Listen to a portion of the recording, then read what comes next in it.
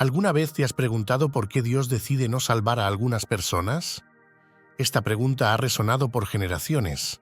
¿Por qué, si Dios es amor infinito, no permite a algunas personas entrar al reino de los cielos? ¿Y qué tipos de personas no serán salvadas? Hoy, en este viaje fascinante, exploraremos uno de los misterios más profundos de la humanidad. Atento, porque vamos a desvelar los 7 tipos de personas que no serán salvadas. Sí, así es, 7 tipos de personas que están expuestas en la Biblia y no podrán entrar al reino de Dios. Prepárate, porque lo que estás a punto de escuchar puede cambiar tu vida para siempre. Escucha con atención y pregúntate si realmente puedes estar en uno de estos grupos de personas. Y si eres parte de alguno de ellos, Dios te está regalando este mensaje y el tiempo necesario para que vuelvas a su camino. Empecemos entendiendo por qué Dios, si es amor infinito, niega la entrada a algunas personas. Dios nos ama infinitamente, a toda la humanidad sin excepción. Su amor no conoce fronteras ni condiciones. Sin embargo, el amor de Dios no está separado de su justicia.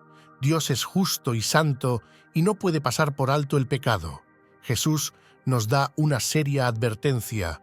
No todo el que me dice Señor, Señor, entrará en el reino de los cielos, sino solo el que hace la voluntad de mi Padre que está en el cielo. Por cierto, manténgase hasta el final del video para una reflexión especial que he preparado solo para usted.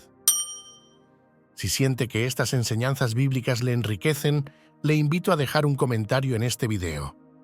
Continuemos. Entonces, el amor de Dios es vasto y profundo, tan grande que abarca a toda la humanidad sin excepción. Su justicia está escrita y no puede tolerar el pecado. Pero su amor nos ofrece una salida, la salvación a través de Jesucristo. Es en la cruz donde el amor y la justicia de Dios se encuentran. La salvación es el regalo más precioso que Dios nos ofrece.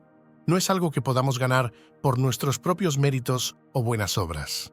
Es un don de gracia, pero lo importante de la salvación es que es la única manera de ser reconciliados con Dios y evitar la condena eterna. Ahora que hemos entendido por qué Dios castiga el pecado y no permite que entre en su reino, empecemos con el primer tipo de persona que no será salvado. 1. Los incrédulos. Los incrédulos son personas que no creen en el nacimiento, muerte, sepultura y resurrección de Jesucristo. La Biblia es clara. La fe en Jesús es esencial para la salvación. En Juan leemos: porque de tal manera amó Dios al mundo, que ha dado a su Hijo unigénito, para que todo aquel que en él cree no se pierda, mas tenga vida eterna. Este versículo destaca la simplicidad y profundidad del plan de redención de Dios. La incredulidad, sin embargo, nos aparta de este regalo de vida eterna. Jesús dijo: yo soy el camino, la verdad y la vida. Nadie viene al Padre sino por mí. Esto subraya que no hay otra vía hacia la salvación que no sea a través de Jesús. La fe en su sacrificio es el único camino para ser redimidos del pecado y la influencia de Satanás. El apóstol Pablo refuerza este mensaje en Romanos. Si confiesas con tu boca que Jesús es el Señor y crees en tu corazón que Dios lo levantó de los muertos, serás salvo. La fe no es solo una creencia superficial, es una convicción profunda que transforma vidas. La Biblia nos da ejemplos claros de incredulidad y sus consecuencias. En Marcos 6, Jesús visita su ciudad natal, Nazaret, pero no puede hacer muchos milagros allí a causa de la incredulidad de ellos. Este pasaje muestra cómo la incredulidad puede limitar el obrar de Dios en nuestras vidas. En Mateo leemos una situación similar, y no hizo allí muchos milagros a causa de la incredulidad de ellos. Estos ejemplos bíblicos ilustran que la incredulidad no solo nos separa de la salvación, sino que también nos priva de las bendiciones y milagros que Dios desea hacer en nuestras vidas. Dios nos llama a todos a creer en Jesús. Pablo y Silas dicen: cree en el Señor Jesucristo y serás salvo, tú y tu casa. Este llamado a la fe es universal y urgente. La fe no es solo un acto de la mente, sino un compromiso del corazón y una declaración de vida. La incredulidad es peligrosa porque rechaza el único medio de salvación disponible. Aquellos que se niegan a creer en Jesucristo, a pesar de haber oído el Evangelio, eligen permanecer separados de Dios. En Hebreos 11 se nos dice: sin fe es imposible agradar a Dios, porque es necesario que el que se acerca a Dios crea que Él existe y que es galardonador de los que le buscan. La salvación es un regalo disponible para todos, pero requiere fe en Jesucristo. Los incrédulos, aquellos que rechazan esta fe, se excluyen a sí mismos del plan de redención de Dios. Aceptar a Jesús es la decisión más importante que uno puede tomar, ya que determina nuestro destino eterno. Por eso, es vital abrir el corazón a la verdad del Evangelio y permitir que la fe en Cristo transforme nuestras vidas. La incredulidad es una barrera que debemos superar para experimentar la salvación y las bendiciones de Dios. Romanos dice: así que la fe es por el oír, y el oír por la palabra de Dios. Es a través de la palabra de Dios que nuestra fe crece y se fortalece. Si formas parte de los incrédulos, no pospongas esta decisión. Jesús está llamando a la puerta de tu corazón. Ábrela y deja que su amor y gracia entren en tu vida. La incredulidad es una barrera, pero la fe en Jesús es el puente hacia una vida plena y eterna. Continuemos con el segundo tipo de persona que no será salvado, los que buscan otros medios de salvación.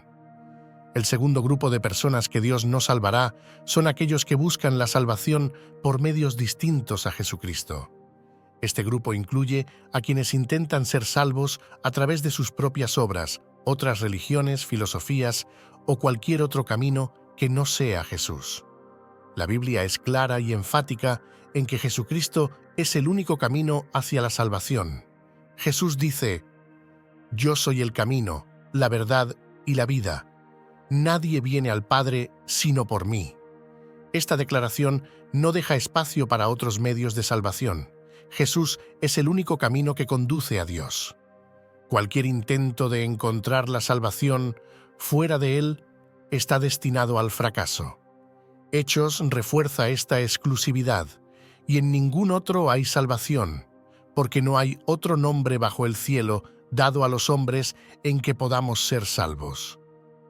Aquí, Pedro habla claramente sobre la singularidad de Jesús como el único nombre a través del cual podemos ser salvos.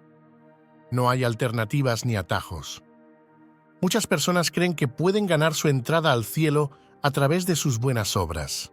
Aunque las buenas obras son importantes, no son el medio para la salvación. La salvación es un regalo de Dios, no algo que podamos ganar por nuestros méritos. Algunas personas buscan la salvación en otras religiones o sistemas filosóficos. Sin embargo, ninguna otra religión o filosofía puede ofrecer la salvación que solo Jesús proporciona. Jesús dice: yo soy la puerta, el que por mí entrare será salvo, y entrará y saldrá y hallará pastos. Solo Jesús es la puerta hacia la salvación. Hay quienes creen que pueden salvarse a sí mismos a través de la autosuperación o la iluminación personal. Este enfoque ignora la necesidad de un Salvador. Isaías nos recuerda: si bien todos nosotros somos como suciedad, y todas nuestras justicias como trapo de inmundicia, nuestras mejores obras y esfuerzos son insuficientes para alcanzar la salvación. Buscar la salvación por medios distintos a Jesucristo no solo es infructuoso, sino que también lleva a la condenación. En Juan 5, versículo 39, Jesús dice a los fariseos: escudriñad las Escrituras, porque a vosotros os parece que en ellas tenéis la vida eterna, y ellas son las que dan testimonio de mí, y no queréis venir a mí para que tengáis vida. Los fariseos conocían las Escrituras, pero rechazaron a Jesús, el único que podía darles vida eterna. En Proverbios se advierte: hay camino que al hombre le parece derecho, pero su fin es camino de muerte. Este versículo subraya la importancia de seguir el camino correcto, el camino de Jesús, y no dejarnos engañar por caminos que parecen correctos, pero que llevan a la muerte. Jesús es el único mediador entre Dios y los hombres. Timoteo dice: porque hay un solo Dios y un solo mediador entre Dios y los hombres, Jesucristo hombre. No hay intermediarios adicionales, ni santos, ni ángeles, ni seres humanos pueden mediar nuestra salvación. Solo Jesús tiene el poder y la autoridad para salvarnos. Buscar la salvación por otros medios que no sean Jesucristo es un camino peligroso y condenado al fracaso. La Biblia es clara en que Jesús es el único camino hacia la salvación y la vida eterna. No hay atajos ni alternativas. Es vital reconocer y aceptar a Jesús como el único Salvador. Abramos nuestros corazones a Jesús, el único camino, y aceptemos el regalo de la salvación que solo Él puede ofrecer. La eternidad depende de esta decisión. Continuemos con el tercer tipo de persona que no será salvado. 3. Los hipócritas. Un hipócrita es alguien que finge ser lo que no es, que muestra una apariencia de piedad mientras su corazón está lejos de Dios. La Biblia advierte repetidamente contra la hipocresía, especialmente en la vida religiosa. La palabra hipócrita proviene del griego hipócrites, que significa actor o fingidor. En el contexto bíblico, un hipócrita es alguien que pretende ser devoto y justo, pero cuyo corazón y acciones no reflejan una verdadera fe y devoción a Dios. Jesús condenó fuertemente la hipocresía religiosa.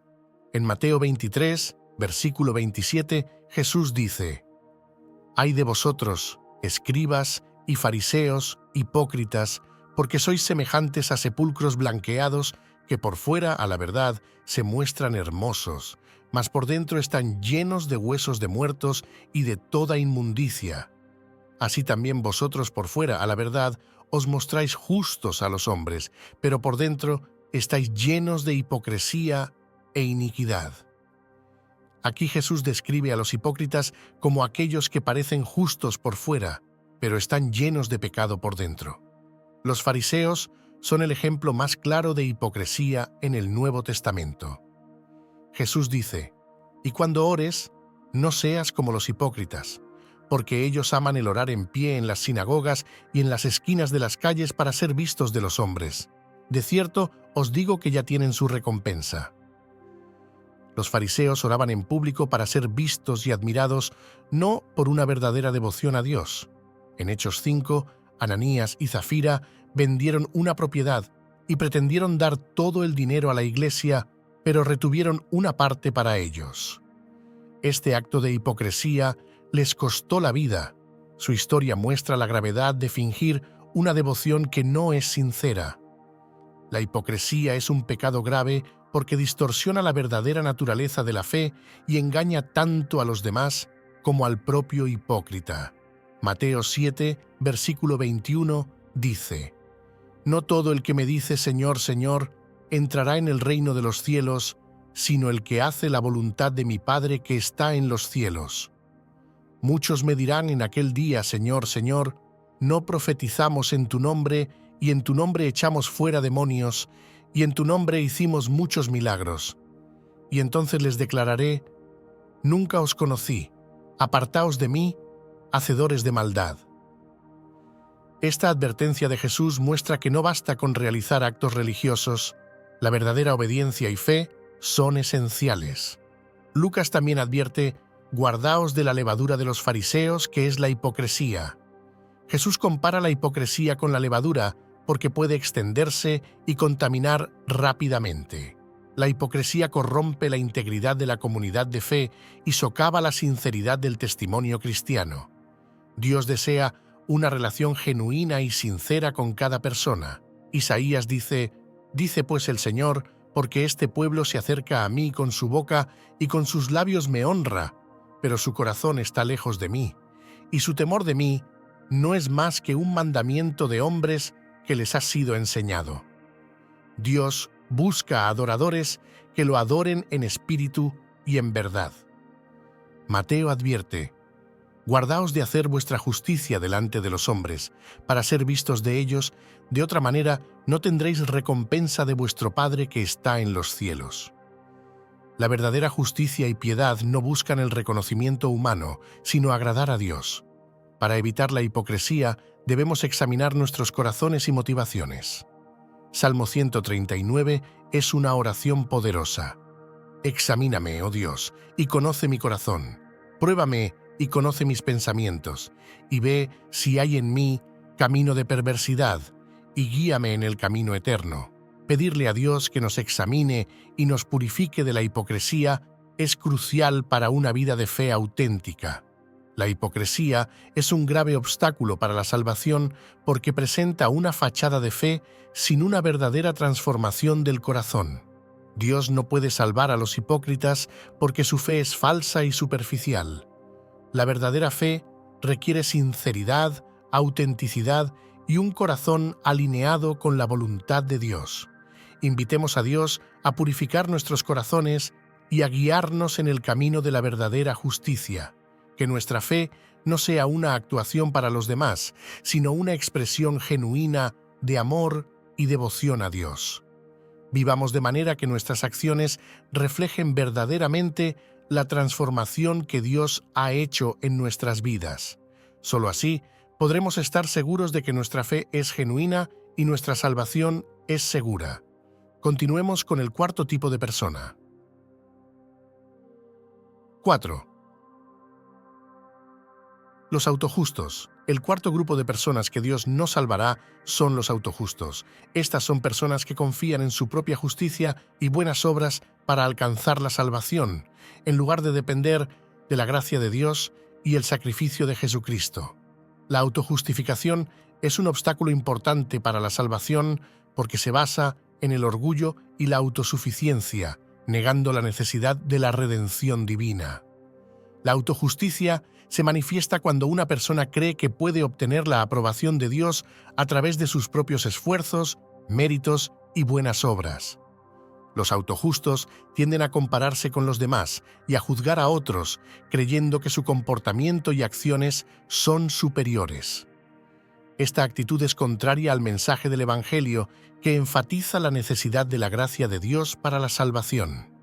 Lucas 18, versículo 9, presenta la parábola del fariseo y el publicano, una ilustración clara de la autojusticia. A unos que confiaban en sí mismos como justos y menospreciaban a los otros, dijo también esta parábola. 2 hombres subieron al templo a orar. Uno era fariseo y el otro publicano. El fariseo, puesto en pie, oraba consigo mismo de esta manera: Dios, te doy gracias porque no soy como los otros hombres, ladrones, injustos, adúlteros, ni aun como este publicano. Ayuno 2 veces a la semana, doy diezmos de todo lo que gano.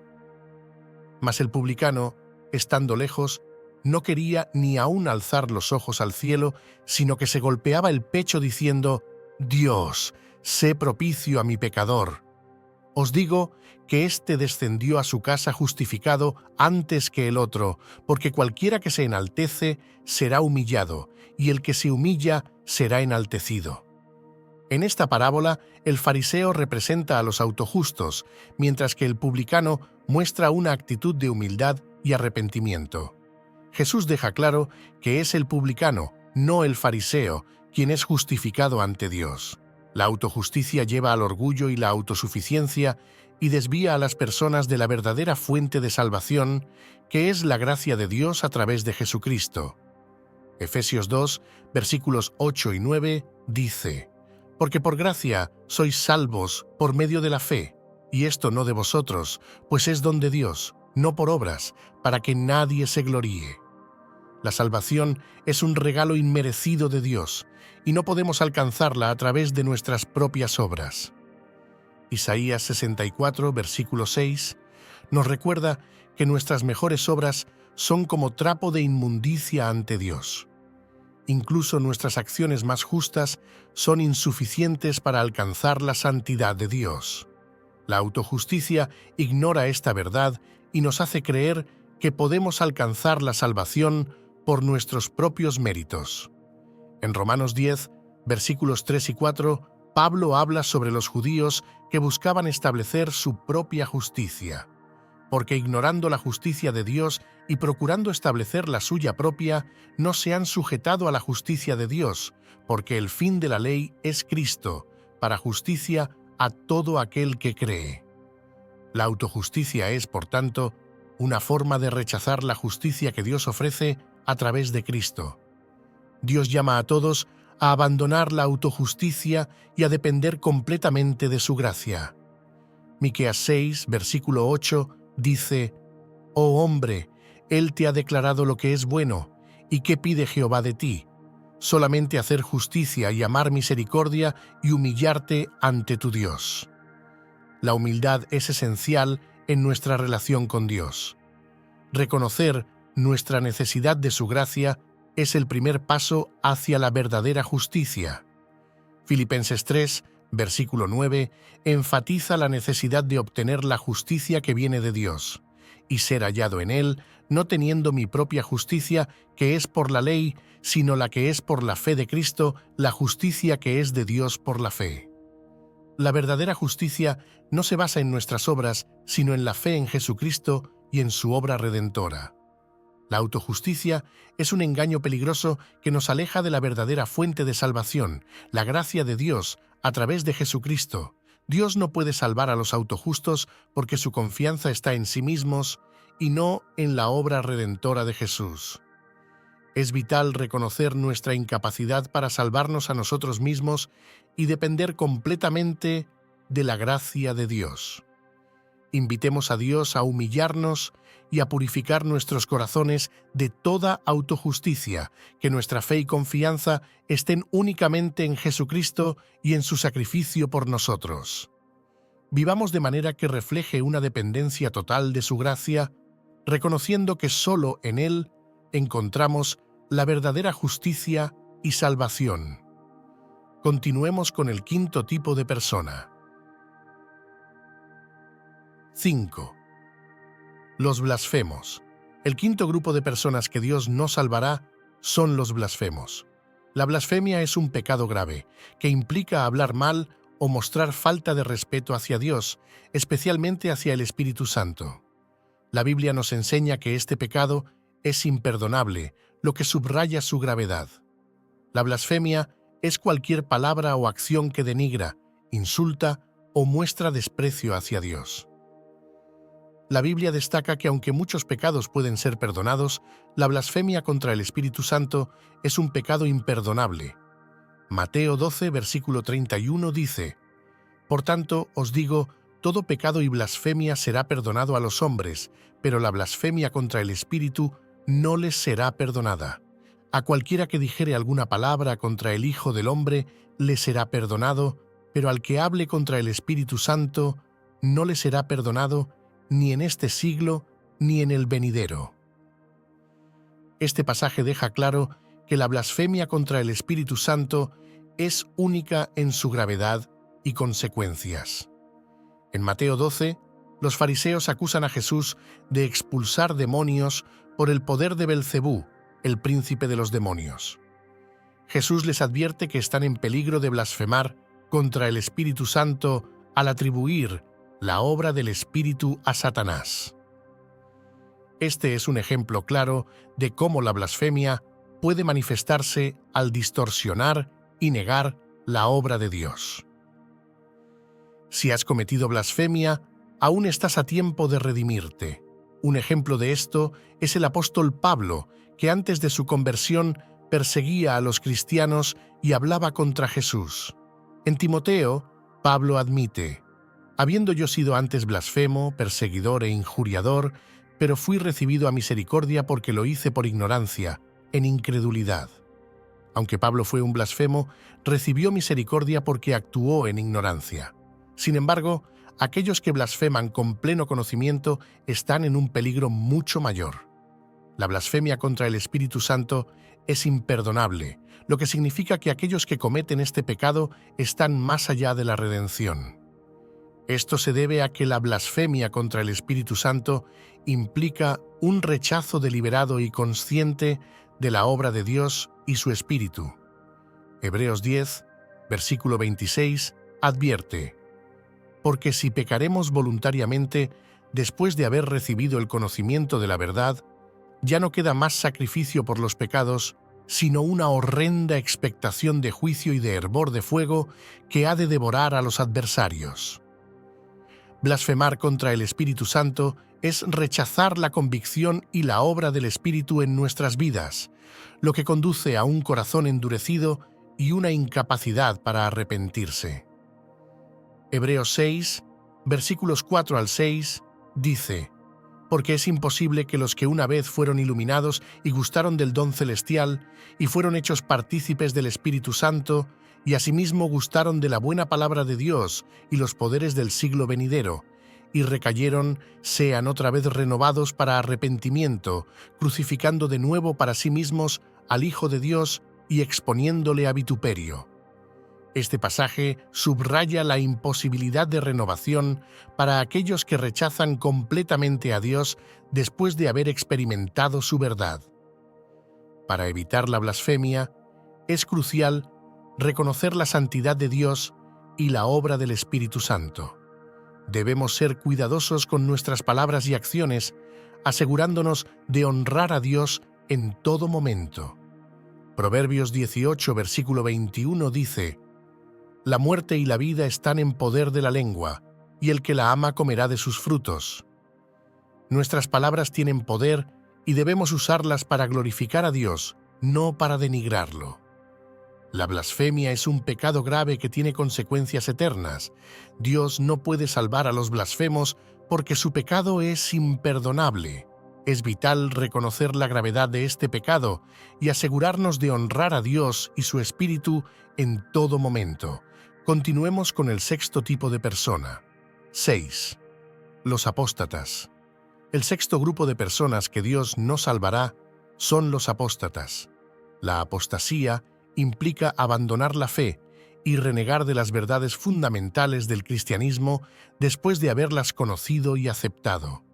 Es un rechazo deliberado y consciente de la fe cristiana, y la Biblia advierte severamente sobre sus consecuencias. La palabra apostasía proviene del griego apostasia, que significa abandono, rebelión o deserción. Un apóstata es alguien que después de haber conocido la verdad del Evangelio decide rechazar y apartarse de la fe cristiana. La apostasía es más que un simple desvío, es una decisión consciente de rechazar a Dios y volver al pecado. Hebreos 6, versículo 4, describe la gravedad de la apostasía, porque es imposible que los que una vez fueron iluminados y gustaron del don celestial y fueron hechos partícipes del Espíritu Santo, y asimismo gustaron de la buena palabra de Dios y los poderes del siglo venidero, y recayeron, sean otra vez renovados para arrepentimiento, crucificando de nuevo para sí mismos al Hijo de Dios y exponiéndole a vituperio. Este pasaje subraya la imposibilidad de renovación para aquellos que han experimentado la verdad del Evangelio y luego la rechazan. Judas es uno de los ejemplos más conocidos de apostasía. Fue uno de los 12 discípulos de Jesús, pero lo traicionó por 30 piezas de plata. Mateo 26 relata cómo Judas, a pesar de haber estado cerca de Jesús y haber visto sus milagros, eligió traicionarlo deliberadamente. Su arrepentimiento posterior fue insuficiente y su historia termina en suicidio, mostrando la desesperación y la condenación que acompañan a la apostasía. En Timoteo, Pablo menciona a Demas, quien me ha desamparado amando este mundo y se ha ido a Tesalónica. Demas era un colaborador cercano de Pablo, pero eligió abandonar la fe por amor al mundo. Este ejemplo muestra cómo el atractivo del mundo puede llevar a la apostasía. Los apóstatas rechazan la gracia de Dios y su oferta de salvación, eligiendo deliberadamente volver al pecado. Dios no puede salvar a los apóstatas porque su rechazo de la fe es total y consciente. Sin embargo, la apostasía tiene consecuencias eternas.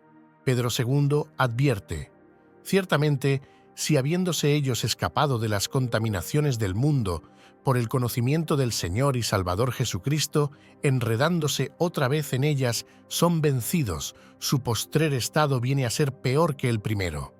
Porque mejor les hubiera sido no haber conocido el camino de la justicia que después de haberlo conocido, volverse atrás del santo mandamiento que les fue dado.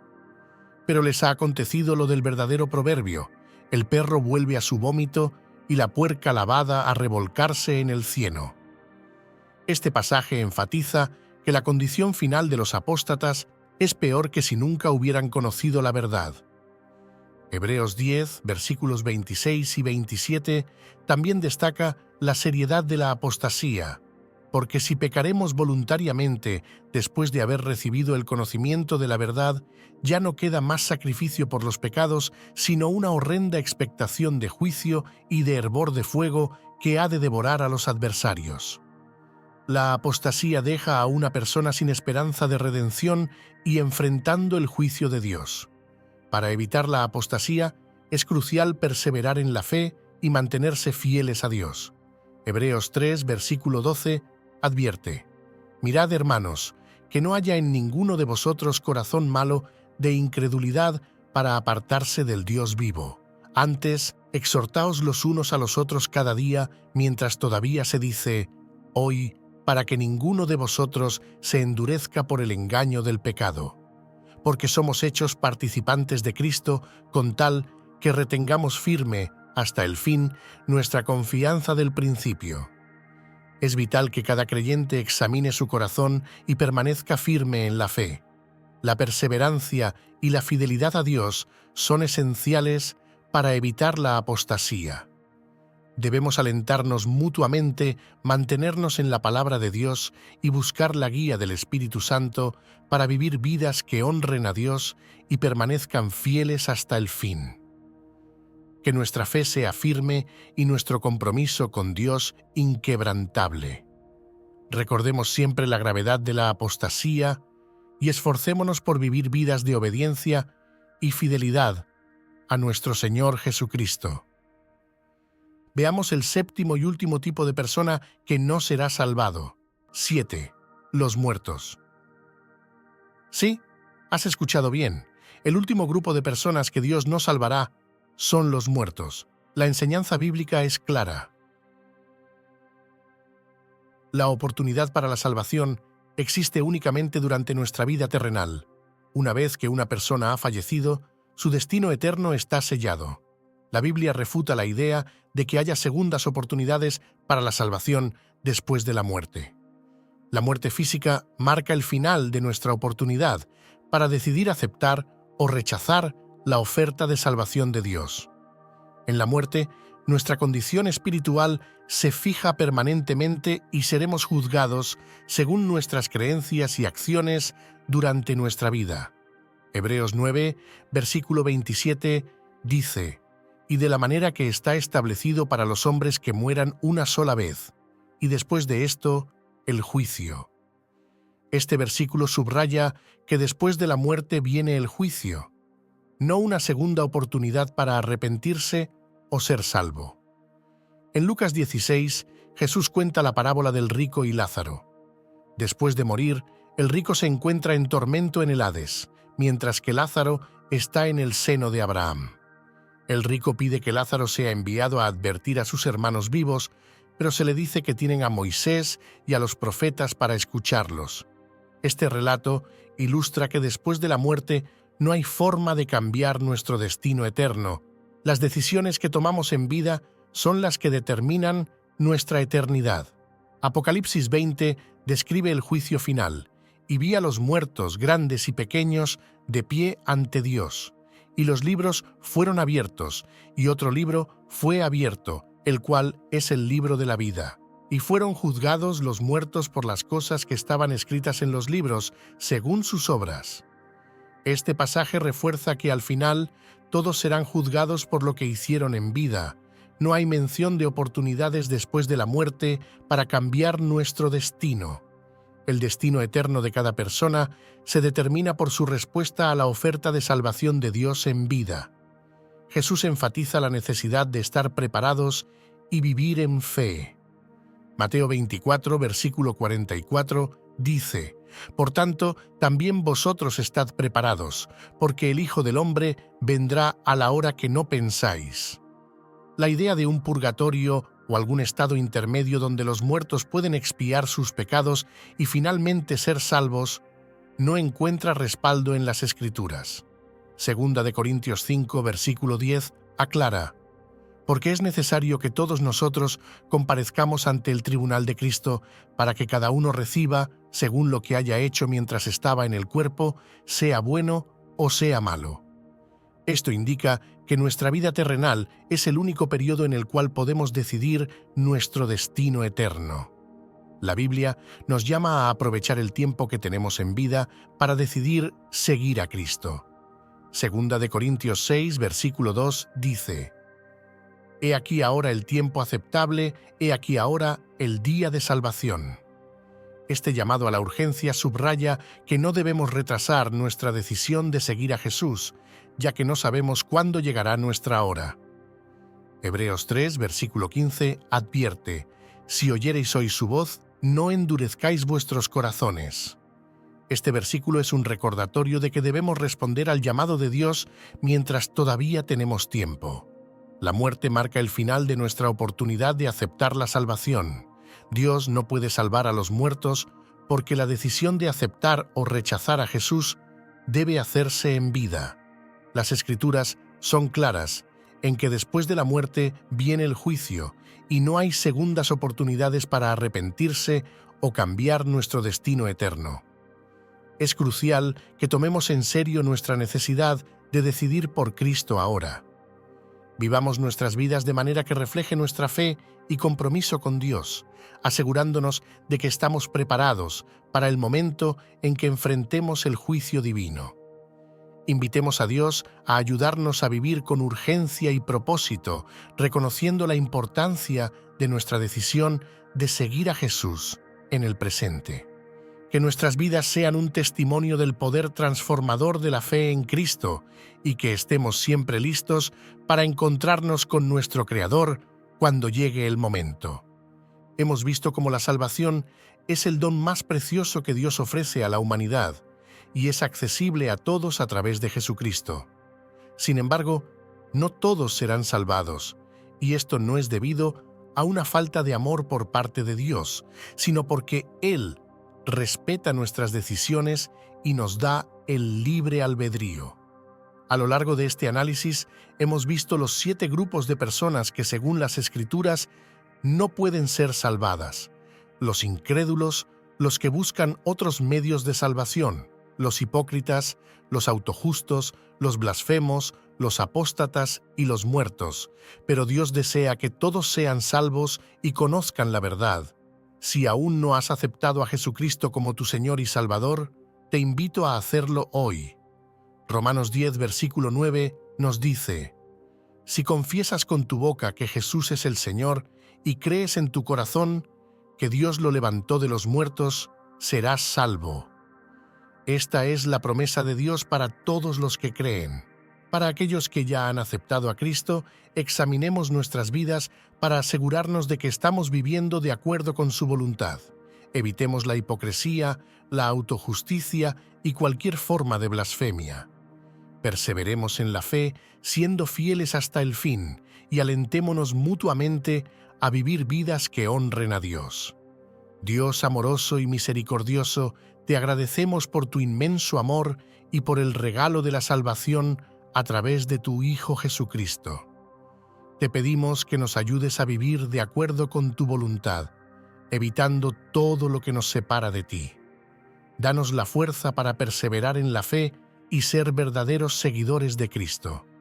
Abre nuestros corazones y mentes para aceptar tu verdad y vivir vidas que te honren. En el nombre de Jesús. Amén. Si estas reflexiones y enseñanzas bíblicas han sido una fuente de luz y guía en sus momentos de duda, Le invito a dejar un comentario en este video para compartir los pensamientos o emociones que estas palabras hayan despertado en usted. Haga clic en la campanita para no perderse nuevos vídeos. Sus comentarios son el alma de nuestra comunidad, iluminando el camino para todos nosotros. Juntos sigamos adelante en este viaje de fe y esperanza. Que Dios le bendiga.